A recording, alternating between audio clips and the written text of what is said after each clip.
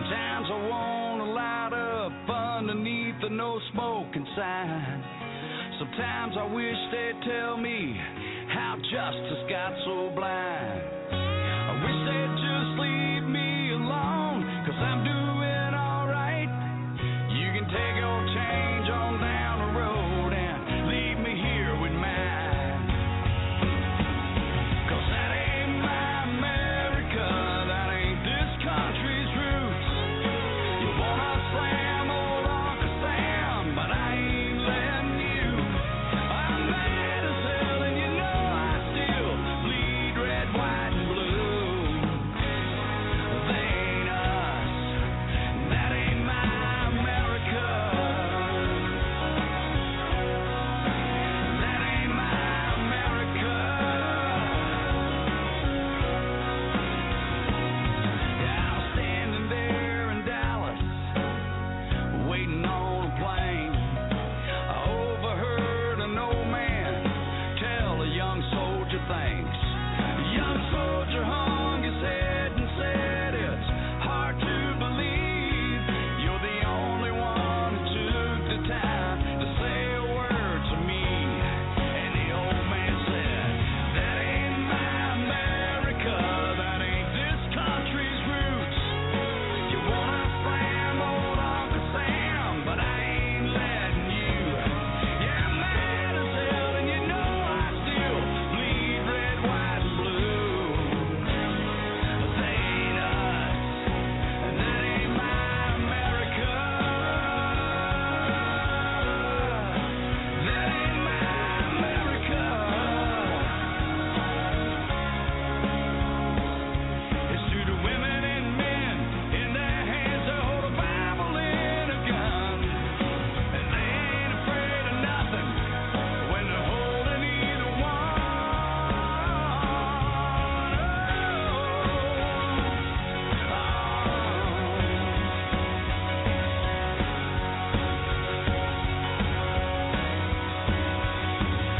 Now there's kids that can't pray in school, $100 tanks of gas. I can tell you right now, this country ain't supposed to be like that. No, that ain't my America, that ain't this country's roots. You wanna slam old Uncle Sam, but I ain't letting you. Yeah, I'm mad as hell and you know I still bleed red, white, and blue. They ain't us, and that ain't my America. Oh no, that ain't my America. No, no, no, no.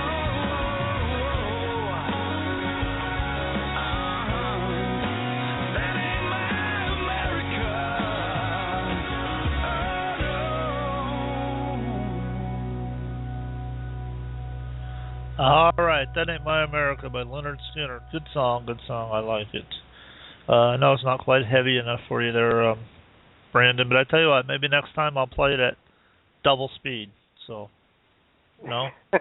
Or backwards, maybe? Chipmunk metal. There you go. Yeah. All right. All right, our call-in number is 347-850-8231. This is Liberty2Go, Freedom Radio with Don King and Brandon Gatton. We're going to talk to you about current events, politics, pop culture, just about anything. I mean, we even got into radical Islam last week, and we're gonna talk about some other stuff. We're going to talk about some guns. We're going to talk about the 70th anniversary of Auschwitz and the Keystone XL pipeline, and we're going to take callers. I just want to remind everybody real quick on the RAT Network, that's Restore America Together Network on Blog Talk Radio. On Sunday nights from 7 to 8 p.m. Eastern Time. It's a 1-hour show, Patriots on Wheels, POW. On Monday night, it's the Ladies, Sisters for Freedom, the Take No Prisoners Conservative Women's Show. Woo! 6:30 to 8:30 Eastern Standard Time. On Tuesdays, it's Brandon and I, Liberty2Go, Freedom Radio, 7 to 9 p.m. Eastern Time. And on Thursdays, we're going to join Mona, and it's Right Opinions, 2 to 4 p.m. Eastern Time. And we're going to have to call in on Thursday. We're going to call in to Mona, Brandon, and return a favor there. She called us tonight. And I paid her $5 to call in and say all kinds of nice things, so now I owe her money. So, you know. Yeah, I'm gonna randomly call in on her too, but I probably won't say it's me. Hello. I ordered Like, Chinese food on this phone. Do you have the Chinese food? Call why in you to know a voice. that That'll throw him for a loop. All right. Well, like I said, I read this article. AK-47 says you may find yourself looking out over this vast and abundant land of ours and yet still finding a country with unmet material needs. But one exigency that clearly dwarfs the others in our society of unfailingly polite strangers is self-evident. The lack of available AK-47s. All right, now the author of that article has got just a little bit of satire in there, but he's talking about the Kalashnikovs, the AK-47s manufactured in Russia, and it looks like now a place in Pennsylvania, Tullytown, is going to be making. They own the rights to the AK-47 Kalashnikov, and they're going to start making them here in America. So, had you heard anything about that, Brandon? Yes, I have, and I think it's about time. And actually, it's a direct, pardon the expression, but middle finger to Obama. He's saying, well, we're going to shut down all these imports from Russia, and that's what a lot of people don't understand. Is that's the reason why he wants to shut down the imports. He's trying to restrict guns. That's his goal. And think about it. Every single speech he's ever made in the past 6 years is, well, yeah, we're going to ban assault rifles. He doesn't know what an assault rifle is. He's probably never held a gun in his life. Yeah, but they're a lot of fun. They're a sporting rifle. They're semi-automatic. It's just a sporting rifle. Well, here's what it says. It says, let me just interject here. Go for it. Yuri Orlov, the super arms dealer in the film Lord of War, which was based on a true story, put it this way. Of all the weapons in the vast Soviet arsenal, nothing was more profitable than the Automat Kalashnikova model of 1947, more commonly known as the AK-47 or just the Kalashnikov. It's the world's most popular assault rifle, a weapon all fighters love, an elegantly simple 9-pound amalgamation of forged steel and plywood. It doesn't break, jam, or overheat. It will shoot whether it's covered in mud or filled with sand. It's so easy even a child can use it, and they do. The Soviets put the gun on a coin, Mozambique put it on their flag, and since the end of the Cold War, the Kalashnikov has become the Russian people's greatest export.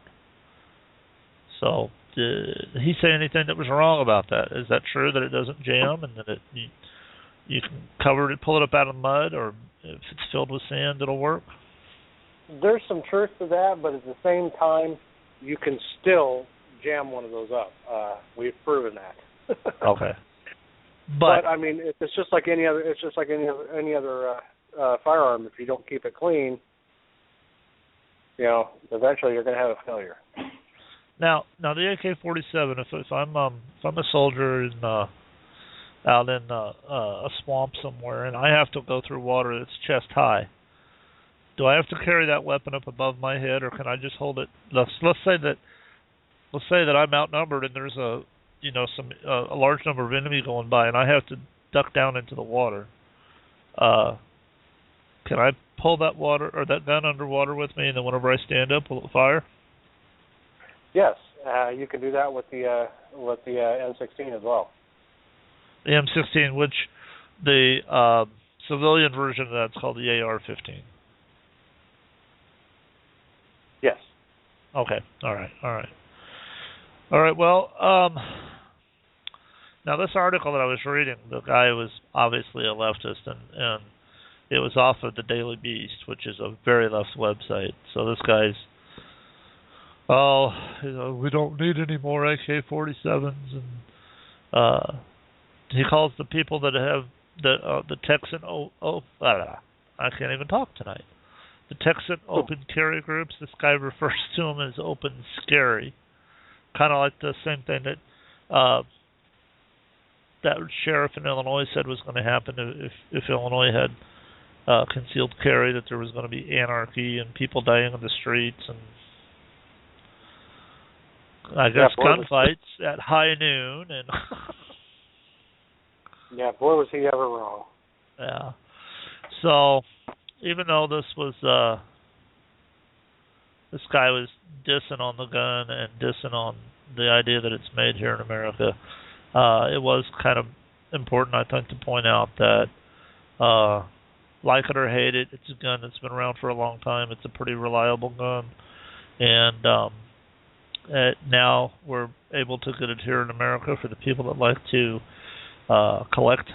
There are a lot of gun collectors out there, and it's just like anything else. You start out collecting the things that you like, and then all of a sudden you happen upon something that's pretty rare. You happen upon something that's pretty unique. And I mean, it's just like anything else. People collect all kinds of things, and a lot of people collect guns. But here I promised everybody that was listening that I was going to ask you to compare the AK-47 to the AR-15, and no, you can't do it in one sentence. Oh, are you sure about that? I'm not going to let you. Let's put it that way. Oh, it's not fair. All right. Well, we'll just go by the basics. Okay? All right. The AK-47, it's used abundantly around the world. It really is, mostly because it's a very cheap weapon to manufacture. They're more, it's sheet metal and wood. That's pretty much all it is. That in and of itself does give it, a good area because it is easy to manufacture, easy to repair, and just flat out affordable.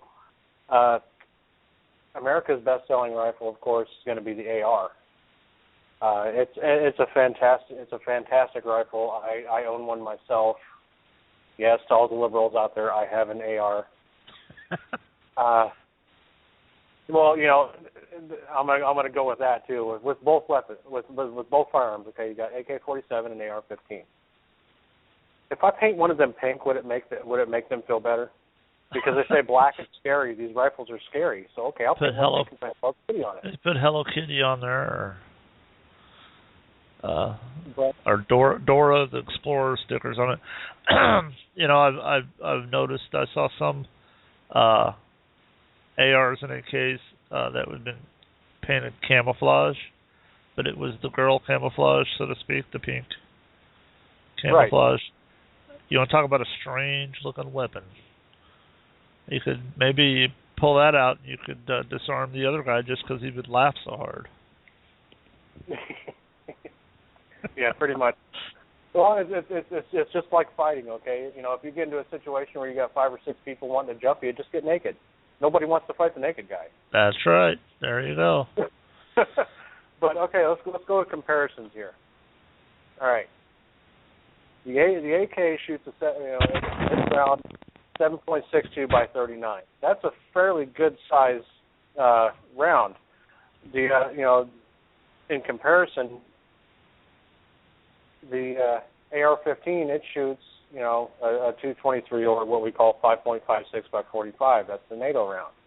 That's a fairly small round. That's a 22 caliber round. But that's where the similarities pretty much end. The effective range, approximately, of the AR-15 is 600 yards. That's pretty impressive for a 16-inch barrel. Yeah. The AK-47, on the other hand, is maybe 400 yards. Basically, those rounds come out the barrel and they drop. They drop hard. Let me ask a question here at this point, and I'm going to guess here, the AK with the larger ammunition is probably going to be less accurate. Am I right or wrong? More or less, yes. It's going to be a little bit less accurate.